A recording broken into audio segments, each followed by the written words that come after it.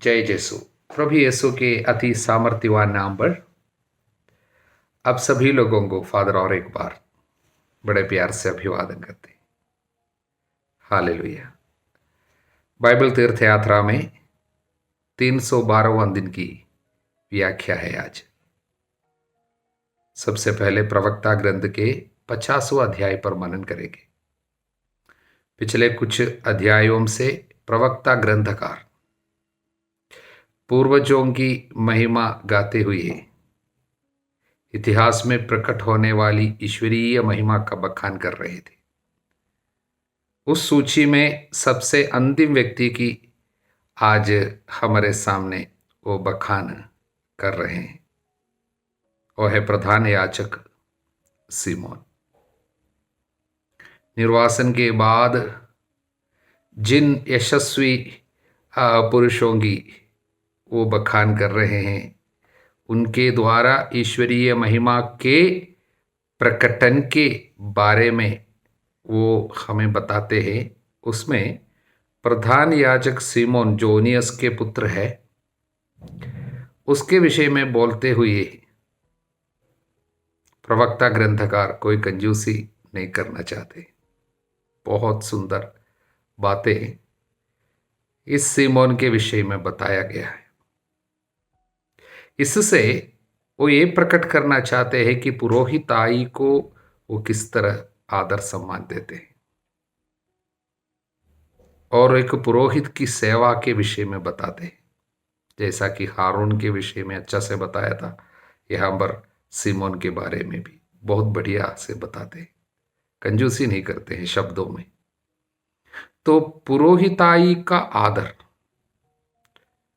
और पुरोहितों के द्वारा प्रकट होने वाली ईश्वर की महिमा, यहाँ पर वो बताते हैं कि पुरोहित ये सीमोन अपने होठों से प्रभु की ओर से जब लोगों को आशीर्वाद देते थे तो सचमुच ईश्वरीय आशीष लोगों में उतर आते थे। प्रवक्ता ग्रंथकार हमें बताते। उसके बाद 24, 25, 26 वचनों में उसकी स्तुति करने के लिए, उसके महान कार्यों की बखान करने के लिए हम लोगों को एक बुलावा, ए कॉल टू प्रेज गॉड। आओ ईश्वर को धन्य कहो, वो सर्वत्र महान कार्य करता है। वो माता के गर्भ से मनुष्य का विकास करता है और अपनी इच्छा के अनुसार उसे गढ़ता है। इसलिए आओ हम उसको धन्य कहे। और एक छोटी सी प्रार्थना है, आनंद, शांति, ईश्वरीय कृपा यानी मर्सी और उद्धार के लिए प्रार्थना। वह हमारे हृदय को आनंद प्रदान करे, हमारे हृदय में भी पहले की तरह इज़राइल में सदा के लिए शांति बनाए रखे, उसकी कृपा दृष्टि हम पर बनी रहे, हमारे दिनों में हमारा उद्धार करे। 4 बातों के लिए प्रार्थना। अंत में उपसंहार में वो बताते हैं कि जितनी बातों को प्रभु ने उन्हें प्रकट किया है, उन बातों को वो हमारे सामने रखते हैं और जो लोग उन बातों पर मनन करेंगे उनको प्रज्ञा प्राप्त होगी। जो लोग इन बातों का पालन करेंगे उन लोगों को किसी बात की कमी नहीं होगी। वो बताते हैं धन्य है वो जो इसका मनन करेगा, जो इसे अपने हृदय में धारण करेगा, उसे प्रज्ञा प्राप्त होगी। जो उसके अनुसार आचरण करेगा वो सब कुछ करने में समर्थ होगा, सब कुछ करने में समर्थ होगा, क्योंकि प्रभु पर श्रद्धा उसका पथ प्रदर्शन करेगी। प्रभु को धन्यवाद। यही है प्रवक्ता ग्रंथ के 50वां अध्याय। प्रभु को धन्यवाद। अब हम नबी एजेकियल के ग्रंथ में है। आज हमें अध्याय 4, 5, 6 पढ़ने का है। नबी एजेकियल की विशेषता अन्य नबियों से ज्यादा इस नबी को प्रभु प्रतीकात्मक कार्यों के लिए बहुत ज्यादा इस्तेमाल किया। उसका पूरा जीवन मानो एक संदेश रहा। वो भविष्यवाणी कर रहा था जीवन के द्वारा। हालेलुया। प्रभु अपने संदेश लोगों के दिल तक पहुंचाने के लिए इस नबी के जीवन को इस्तेमाल किया और उनसे कई कार्य कराया। पवित्र आत्मा इस नबी को कुछ इस तरह अपने कब्जे में कर लिया मानो उसके जीवन में एक दिन भी अपने लिए नहीं था, अपने कार्य के लिए नहीं था, सब कुछ प्रभु के लिए, पूर्ण रूप से प्रभु के लिए, पूर्ण समर्पण। इससे पता चलता है कितना ज्यादा ये व्यक्ति प्रभु के कार्य में, प्रभु के संदेश में लीन रहा। हालेलुया।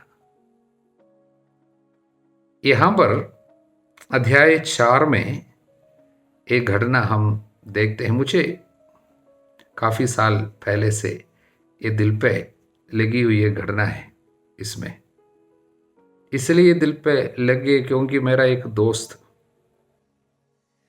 एक हिंदू भाई है, चौहान शास्त्री, लेकिन प्रभु को जाने और प्रभु में आगे और हमारे साथ कई जगह में सेवा के लिए आए, वचन सुनाते थे। बहुत सुंदर शास्त्री थे, काफी अच्छा प्रवचन देते, प्रभु के बारे में अच्छा सिखाता था। उत्तर प्रदेश के रहने वाले थे वास्तव में, लेकिन बाद में मध्य प्रदेश में जीवन बिता रहा था।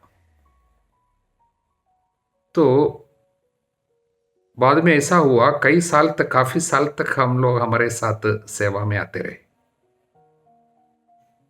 और उसके बाद उसके जीवन में कुछ ऐसा हुआ कि वो पैरालाइज हो गए, यानी चल नहीं पाते थे। शायद हार्ट का प्रॉब्लम था और उसके बाद चल नहीं पाते थे, पड़े रहते थे, प्रार्थना बहुत करते थे। उससे मिलने के लिए मैं उत्तर प्रदेश से मध्य प्रदेश गए और उस भैया से जब हम मिल रहे थे, प्रार्थना कर रहे थे, प्रभु ने मुझे एक संदेश दिया, मुझे आज भी याद है, 4:4, एजेकिएल का 4:4। उस समय मैं वचन से परिचित नहीं था। वचन खोलकर हम पढ़े, वो इस प्रकार था, तुम बाई करवट लेट जाओ, इज़राइल के घराने के पाप अपने ऊपर डाल लो, तुम जितने दिन लेटे रहोगे तुम उन लोगों का पाप भोगते रहोगे। मुझे आज भी याद है, वो शास्त्री जी, चौहान जी सच में रोए, आंसू उनका बहता रहा। मैं तब से ये वचन कभी नहीं भूला हूं। बड़े आध्यात्मिक अर्थ लेकर आया ये वचन, जिसको प्रभु इस्तेमाल करता है अपनी जनता के लिए, अपने लोगों के लिए अनुग्रह का माध्यम बनाना चाहते हैं। जिस तरह एजेकिएल को प्रभु ने चुना था, जनता के लिए पहरेदार के रूप में प्रभु चुना था, और प्रभु उनसे कहते हैं तुम लेट जाओ, एक दिन 2 दिन नहीं, कहता है मैं 390 दिन तुम्हारे लिए निर्धारित करता हूं, तुमको लेटना पड़ेगा।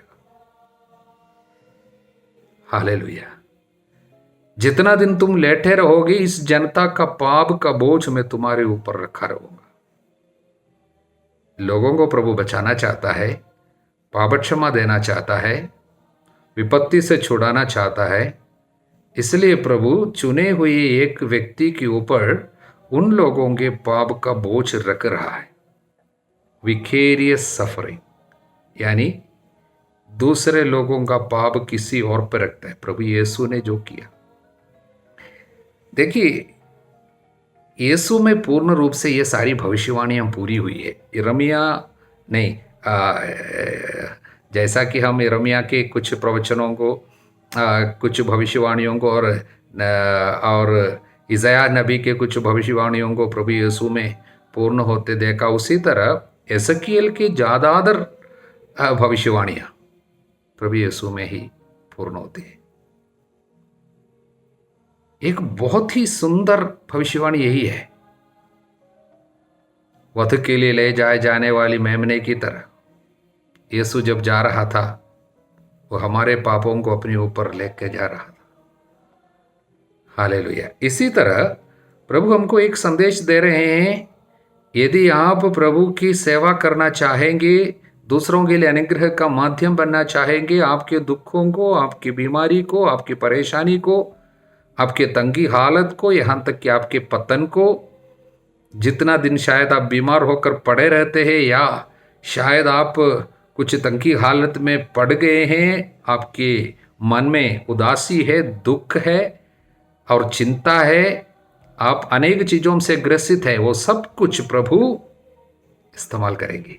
इसलिए दूसरों को बचाने के लिए आपके ऊपर बोझ, दूसरों के पाप का बोझ आपके ऊपर रखेंगे। जितना दिन आप पड़े रहेंगे, दूसरों लोगों के पाप का बोझ मैं आपके ऊपर रखा रहूंगा, प्रभु कहता है। हालेलुया। जो दुख ईश्वर की इच्छा अनुसार स्वीकार किया जाता है, उससे ऐसा कल्याणकारी हृदय परिवर्तन होगा, खेद का प्रश्न ही नहीं उठता। कुरिन्थियों का दूसरा पत्र अध्याय 7:10। हमारा दुख बेकार में जाने नहीं देना, प्रभु को इस्तेमाल करने देना। हमारे संकट को प्रभु इस्तेमाल करने दो। हम जब गिर जाता है, यीशु क्रूस के रास्ते पे गिरा, गिरने वाले अनेक लोगों की मदद करने के लिए वो गिरा। इसी तरह जब मैं गिर जाता हूं, निराश नहीं होऊंगा। वो दुख गिरने के कारण मेरे अंदर जो दुख है, शायद पाप में गिरने के कारण मेरे अंतरतम में जो दुख है, वो दुख को भी प्रभु इस्तेमाल करेगा। ये छोटी बात नहीं।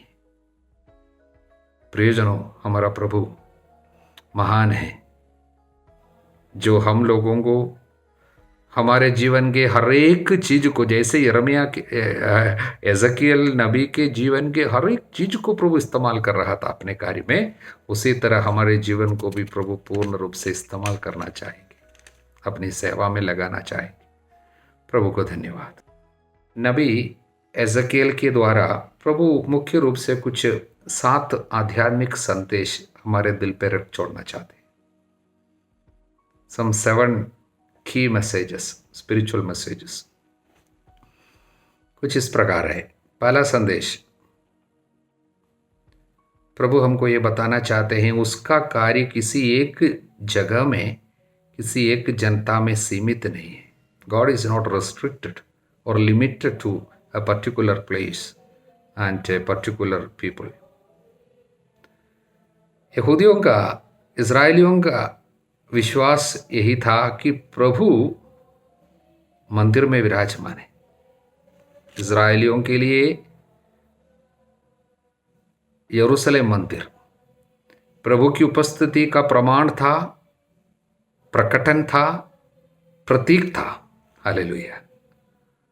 इसलिए जब मंदिर ध्वस्त किया गया, निर्वासन में लोग चले गए, तब इतने निराश हो गए थे, इतने दुखी हो गए थे, क्योंकि उन्होंने सोचा अब हम प्रभु से दूर, अब प्रभु हमारे साथ नहीं है, मंदिर नष्ट हो गया। हालेलुया। किंतु एजकियल के ग्रंथ में हम क्या देखते हैं? पहला ही अध्याय में ईश्वर की महिमा कहाँ पर प्रकट हुई? खलदाइयों के देश में, वचन 3, कबार नदी के तट पर याजक बूजी के पुत्र एजकियल को प्रभु की वाणी सुनाई पड़ी। वहां प्रभु का हाथ उस पर पड़ा।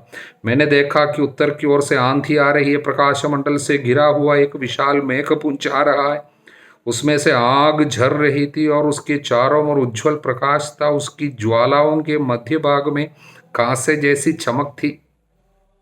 वहां से पढ़ते पढ़ते पढ़ते अंतिम वचन में जब आएंगे इस अध्याय का, प्रभु की महिमा इस प्रकार प्रकट हुई, ये देखकर मैं मुंह के बल गिर पड़ा। तब मुझे एक वाणी सुनाई पड़ी, उसने मुझसे कहा, अध्याय 2 वचन 1, मानव पुत्र अपने पैरों पर खड़े हो जाओ, मैं तुमसे बात करूंगा। हालेलुया। तो विदेश धरती में खलदइयों के देश में ईश्वर की महिमा झलक उठी और इसको प्रभु बुलाया, चुना। इसलिए पहले 3 अध्याय में, पहला अध्याय का पहला वचन से तीसरा अध्याय का शायद 15वां वचन तक हम क्या देखते हैं, ये इसकी बुलाहट का संदेश है। शायद पुराने विधान में कितने लोगों की बुलाहट की बातें बताई गई है, उसमें सबसे लंबा बुलाहट के कथन जो है एसकेल का है। एक लंबी घटना है, 3 अध्याय में फैली हुई है। हालेलुया। इससे प्रभु क्या बताना चाहता है कि मैं एक ही जगह में सीमित नहीं हूं, मैं अपनी महिमा सारे जगह में प्रकट कर सकता हूं। इसके द्वारा यहूदियों के लिए एक आध्यात्मिक आंखें उनकी खुल गई, एक नई बातें उन्होंने सीखी। प्रभु है हमारे बीच में, चाहे हम किसी भी देश में हो, प्रभु हमारे साथ कार्य करेंगे। और दूसरा संदेश है प्रभु की सर्वशक्तिमत्ता, यानी प्रभु शक्तिशाली ईश्वर है। प्रभु कुछ भी कर सकते हैं, सब कुछ करने में समर्थ है। देखिए, बाबुल के निर्वासन के बीच में बाबुल के लोग इज़राइलियों की निंदा करते हुए कहते थे, तुम्हारा ईश्वर शक्तिशाली ईश्वर नहीं है, गुलाम लोगों के ईश्वर, निर्वासितों का ईश्वर। तुम्हारा ईश्वर कहाँ है? तुम्हारे ईश्वर में कोई शक्ति नहीं है। हमारी देवता को देखो, वो शक्तिशाली है। तुम सभी लोगों के ऊपर हमारे देवता का अधिकार है। हालेलुया। इस तरह उन लोग निंदा करते थे। इसलिए प्रभु एजेकियल से बार बार कहते, मैं ये सब करूंगा जिससे लोग जान जाए मैं ही ईश्वर हूं। हालेलुया। तीसरा संदेश यह है कि प्रभु अपने नाम की पवित्रता उन लोगों के जरिए प्रकट करना चाहा। उन लोगों की जीवन की स्थिरता के द्वारा, पवित्रता के द्वारा प्रभु अपनी महिमा को प्रकट करना चाहा। हालेलुया। इसलिए अध्याय 20 वचन 9, वचन 14, वचन 22, अध्याय 39 वचन 7, वचन 25 और 43वां अध्याय वचन 7 में सब इस तरह का शब्द, मैं अपने नाम की महिमा प्रकट करना चाहता हूं तुम्हारे द्वारा। दुनिया के सामने तुम्हारे द्वारा वो दूषित हो गई थी, अब मैं उसकी मेरी पवित्रता का बखान करना चाहता हूं तुम्हारे द्वारा। इसलिए अपनी जनता की उन्नति, उनकी पवित्रता ईश्वर की महिमा ही थी। हालेलुया। ये तीसरी बात। चौथी बात, मनुष्य की कमजोरी। इसलिए प्रभु हमेशा उसको मानव पुत्र, मनुष्य बुराई की ओर झुके हुए, लेकिन ईश्वर पवित्र है। ईश्वर की पवित्रता और मनुष्य की दुर्बलता, कमजोरी, ये 2 बातों को प्रभु सामने रखना चाहते हैं। हालेलुया। प्रभु पवित्र है। हालेलुया। 5वीं बात, मनुष्य के नैतिक एवं धार्मिक उत्तरदायित्व पर प्रभु जोर डालता है। हालेलुया। देखिए, यहां पर एजेकियल नबी एक पुरोहित भी था, इसलिए उसका दिल हमेशा मंदिर से और आराधना संबंधी नियमों से सब जुड़ी हुई है। इसलिए आराधना में लोगों की रुचि जब नहीं रह गए और उन्होंने प्रभु के विधि निषेधों पर मन ज़्यादा नहीं लगाया, तब उसका विरोध करते हैं ये नबी। और मनुष्य के उत्तरदायित्व पर आराधना संबंधी नियमों नियमों प्रभु अपने लोगों के ऊपर रखी हुई है, इसलिए लोग सब इन नियमों से सब बंधे हुए थे। उस पर ये नबी एजकियल जोर डालता है क्यों? कारण वो पुरोहित था। हालेलुया। इसलिए आराधना संबंधित उत्तरदायित्वों के विषय में ये ग्रंथ हमको काफी सिखाते हैं। और छठवीं बात यही है, व्यक्तिगत उत्तरदायित्व। जो व्यक्ति पाप करेगा वही मरेगा। हालेलुया। इजरायली लोग, उन लोग ट्राइबल होने के नाते उन लोग सोचते थे कि सब एक सामाजिक उत्तरदायित्व, उस पर ज्यादा सोचते थे। व्यक्तिगत उत्तरदायित्व के विषय में बहुत ज्यादा मनुष्य सोचता नहीं था। ट्राइबल कल्चर हम लोग बोलते हैं, मतलब एक सामाजिक एस्पेक्ट, पाप का भी एक सामाजिक एस्पेक्ट था। मतलब एक उत्तरदायित्व जो है सामाजिक उत्तरदायित्व है, पूरे समूह के ऊपर जिम्मेदारी है। लेकिन एक व्यक्ति की जिम्मेदारी, प्रभु बार बार कहता है, पिता के पाप के कारण तुम नहीं, पुत्र नहीं मरोगे, जो पाप करेगा वही मरेगा। व्यक्तिगत उत्तरदायित्व, उस पर जोर ज्यादा डालता है। और सबसे मुख्य संदेश इस पे जो है वो है, ईश्वर की दया मनुष्य को बचाने के लिए हमेशा निकल पड़ती है। हालेलुया। ये संदेश बार बार हम लोग इसमें देखते हैं। ईश्वर की दया, सबों को बचाने के लिए उत्सुक रहने वाला ईश्वर, और उसकी दया मनुष्य को बचाने आते हैं। मानव जीवन जो है पाप की ओर हमेशा झुक जाती है, लेकिन ईश्वर पहला कदम बढ़ाते हैं। ईश्वर की दया पहला कदम बढ़ाते हैं, मनुष्य को पाप से बचाते हैं। हालेलुया। और प्रभु कहता है, मैं अपना पवित्र जल तुम पर छिड़क दूंगा, पत्थर का दिल मैं हटाऊंगा, रक्त मांस का दिल में दूंगा। प्रभु कहता है मैं ये सब करूंगा। हालेलुया। इसलिए प्रभु अपनी दया के कारण लोगों के ऊपर एक कार्य कर रहा है, और ये भविष्यवाणियां सारी ईसा मसीह में पूर्ण होता है।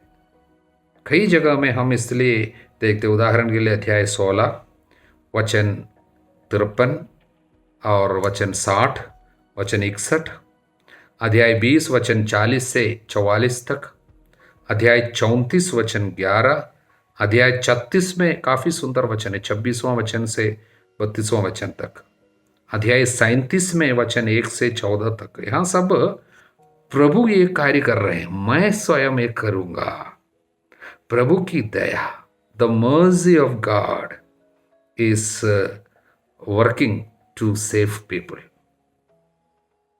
हालेलुया। इस तरह मुख्य रूप से कुछ 7 संदेश, आध्यात्मिक संदेश एजकियेल के ग्रंथ में हम पढ़ते हैं।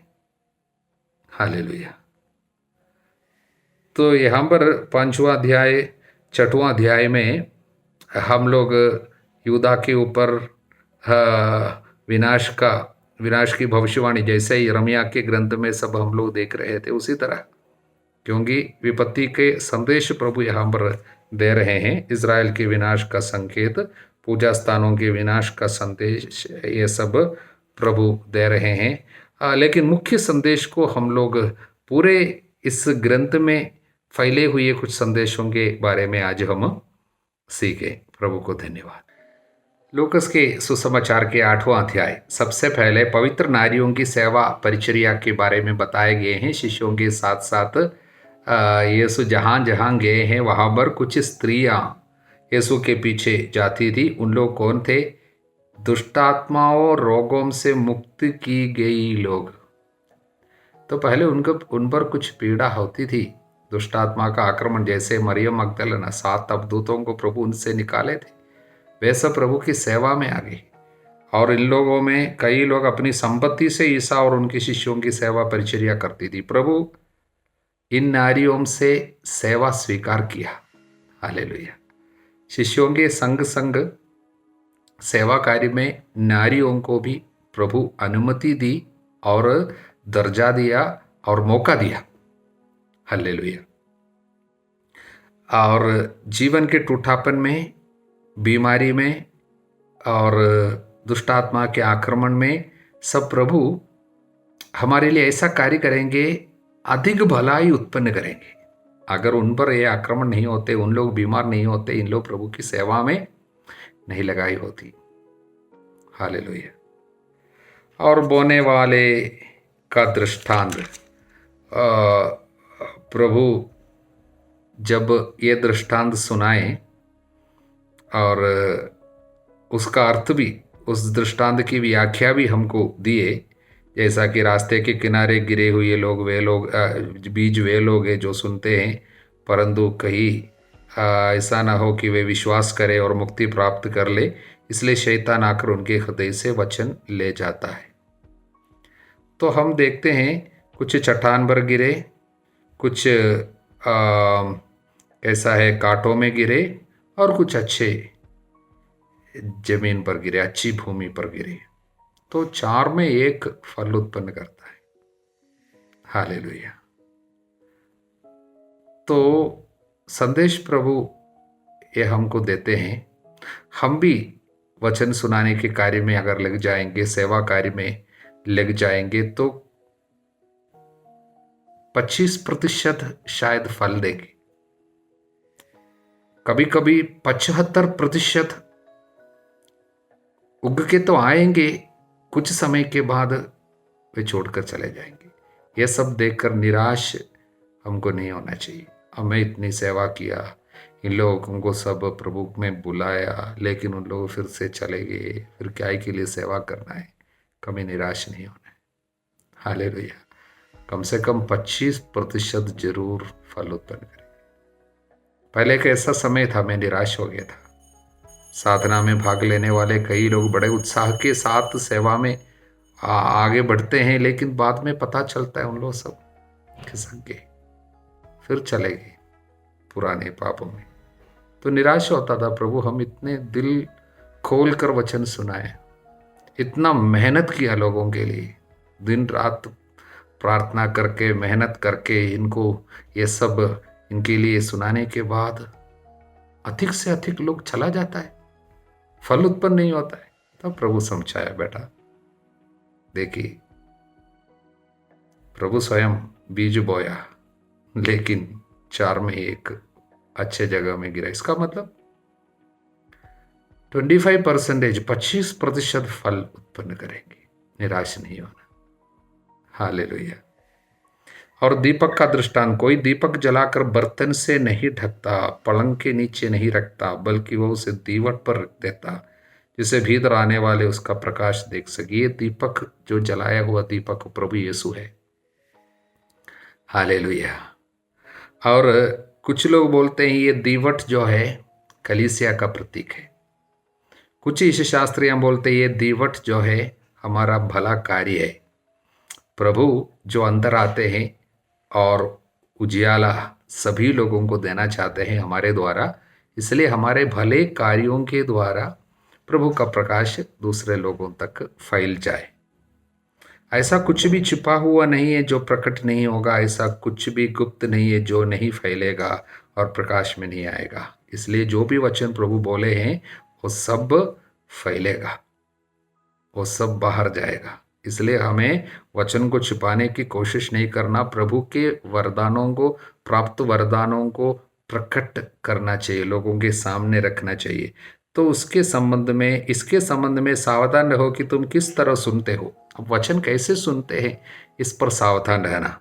क्योंकि जिसके पास कुछ है उसी को और दिया जाएगा। सुनने के लिए इच्छा है, आग्रह है, तो और मिलेगा, आध्यात्मिक रहस्य प्रकट करेगा। लेकिन जिसके पास कुछ नहीं है, यानी वचन के प्रति एक लगाव नहीं है, रुचि नहीं है, उनको आध्यात्मिक रहस्य प्रकट नहीं किया जाएगा उन पर। इसलिए वचन के प्रति एक रुचि है, तब अधिक हमको समझ में आने लगेगी। ईश्वरीय रहस्य प्रभु अधिक प्रकट करेंगे जिनके पास कुछ है। हालेलुया। ईसा के संबंधी और आपकी माता और आपके भाई बाहर रहे, वे आपसे मिलना चाहते। उन्होंने उत्तर दिया, मेरी माता और मेरे भाई वही है जो ईश्वर का वचन सुनते और उसका पालन करते हैं। यहाँ पर माँ को प्रभु नीचा नहीं दिखा रहा था, बल्कि उनके महत्व को प्रभु उठा रहा था और बढ़ा रहा था। इसका मतलब कौन है मेरी माता, कौन है मेरे भाई? वे है जो वचन सुनते हैं और पालन करते हैं। इसलिए यीशु की माँ कौन है? वचन पर निरंतर मनन करने वाली और वचन का पालन करने वाली, और वचन पर मनन करने के लिए, वचन का पालन करने के लिए हमारी मदद करने वाली भी है। हालेलुया। और इस वचन को लेते हुए कुछ लोग बोलते हैं मरियम को और बच्चे थे या यूसुफ को और बच्चे थे। यीशु के भाई यहाँ पर कहलाया गया है, बताया गया है। अनेक वचन ऐसा है जहां पर भाई निजा भाई नहीं है, सगे भाई नहीं है, बल्कि रिश्तेदार, कसिन्स। उदाहरण के लिए आदिम कलीसिया में वे एक दूसरे को भाई कहते थे, जो विश्वास में भाई है। हालेलुया। विश्वास में एक है, उन लोग सब भाई थे, विश्वास में हमारे भाई बहन है। हालेलुया। उसी तरह और बाइबल में अनेक जगहों में, नए विधान में हम लोग देखते हैं, क्योंकि यहूदियों के नियम के प्रथा के अनुसार वे कसिन्स को भाई बहन ही बोलते थे। हालेलुया। उसके विषय में कई अन्य समय में हम और अधिक अनेक उदाहरणों के साथ आपको समझा सकेंगे। और उसके बाद हम आंधी को शांत करने वाले प्रभु को देखते हैं। वहाँ पर एक बात मन में रखना यही है, प्रभु ने उनसे बोले हम झील के उस पार चले। वे चल पड़े, नाव चल रही थी, ईसा सो गए। तब झंझावत झील में उठी। तो प्रभु जानता था झंझावत आएंगी, फिर भी प्रभु ने लोगों को, शिष्यों को उस पार ले गए। प्रभु जानते थे क्या होने वाले, उसके बावजूद। इसका मतलब प्रभु जब हमें किसी कार्य के लिए लगाएंगे, ये नहीं सोचना हमारे जीवन में झंझावत नहीं उठेंगे, कभी नहीं सोचना। जीवन साथी प्रभु देते हैं तो इसका मतलब ये नहीं कि झंझावत नहीं आएंगे। शायद आपको प्रभु अपनी सेवा में लगाते, इसका मतलब ये नहीं कि झंझावत नहीं उठेंगे। जीवन में परेशानी नहीं आएंगे करके प्रभु कभी वादा नहीं किया, बल्कि प्रभु ने यह कहा संसार में तुम्हें क्लेश सहना ही पड़ेगा, परंतु ढारस रखो, मैंने संसार पर विजय पाया है। इसलिए प्रभु कहता है इस आंधी झंझावत के ऊपर मेरा अधिकार है, इसलिए डरना नहीं, निराश नहीं होना। और हम देखते हैं गरासा के एक अबदूदग्रस्त को बचाने के लिए प्रभु अनेक सुअरों को वहाँ पर मरने के लिए दे दिया। हम लोग देखते हैं कि पहाड़ी पर सूअरों का एक बड़ा झुंड चल रहा था। उन्होंने ईसा से विनती की कि उन्हें सूअरों में घुसने की अनुमति दे। कौन? दुष्ट आत्मा। ईसा ने अनुमति दी। तब अबदूद उस मनुष्य से निकलकर सूअरों में जा घुसे। वो झुंड तेजी से ढाल पर से झील में कूद पड़ा और डूब कर मर गया। हालेलुया। एक व्यक्ति को बचाने के लिए अनेक सूअरों को प्रभु मरने दिया। संदेश प्रभु ये देना चाहते हैं, एक व्यक्ति चाहे वो किसी भी जाति के क्यों न हो, गेरासा का है, यानी गैर यहूदियों के प्रदेश में रहने वाला था, वो गैर यहूदी था, फिर भी प्रभु उसको प्यार किया, उनको बचाना चाहा और उनके बदले में प्रभु अनेक सूअरों को दे डाला। तो एक एक व्यक्ति की कीमत के विषय में प्रभु हमको याद दिलाना चाहते हैं। उसके बाद हम जायरूस की बेटी को और रक्तस्राव पीड़िता को प्रभु किस तरह चंगा करते हैं, जायरूस की बेटी को कैसे जीवन दान देते हैं, उसके विषय में हम पढ़ते हैं। वहाँ पर हम एक संदेश, एक स्त्री 12 बरस से रक्तस्राव से पीड़ित थी, कोई भी उसे स्वस्थ नहीं कर सका था। उसने पीछे से जाकर ईसा की चादर का पल्ला छू लिया, उसका रक्तस्राव उसी क्षण बंद हो गया। ईसा ने कहा, किसने मेरा स्पर्श किया? किसने? हालेलुया। वचन में हम पढ़ते हैं, अनेक लोग, भीड़, वे उसके साथ चले। रास्ते में भीड़ चारों ओर से उन पर गिरी पड़ती थी। चारों ओर से यीशु पर लोग गिरे पड़ते थे। लेकिन प्रभु क्या पूछा? किसने मुझे छुआ? किन्होंने नहीं, किसने। मतलब किसी एक व्यक्ति ने मुझे छुआ। कई लोग छुए, लेकिन सच में दिल से विश्वास के साथ एक ने छुआ उसको चंगाई मिली। इसलिए संदेश यही है, विश्वास के अनुसार कृपा बहती है।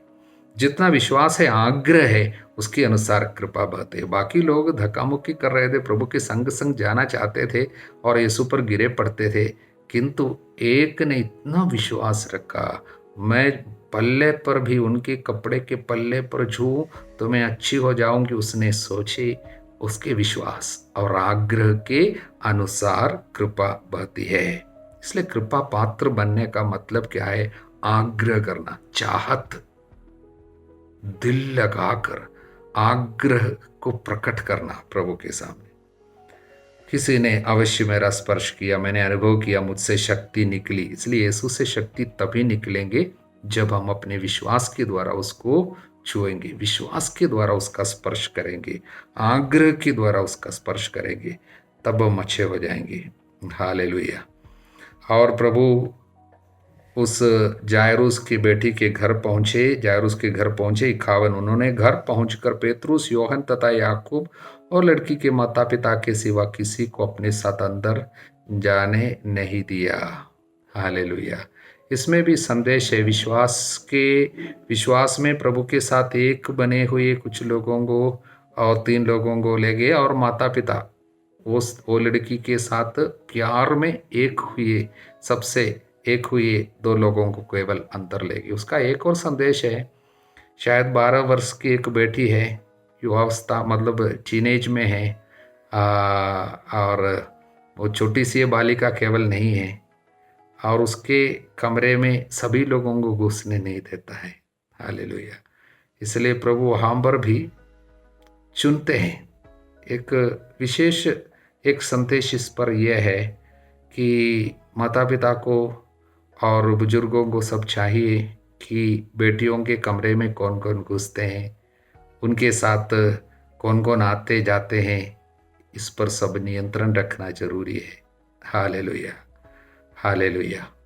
और विश्वास में एक बने हुए लोगों को संगति में, संग में ले जाना, क्योंकि महान चमत्कार सब तब हुई है जब साथ में, महान चमत्कार करने के पहले प्रभु ने ये अनुभव किया, ये इस बात को निर्धारित, इस बात को सुनिश्चित किया कि उनके साथ वे लोग हैं जो सुसमाचार के कार्य के लिए, प्रभु की सेवा के कार्य के लिए अनुकूल हो, प्रतिकूल ना हो। प्रभु को धन्यवाद। Hallelujah, hallelujah.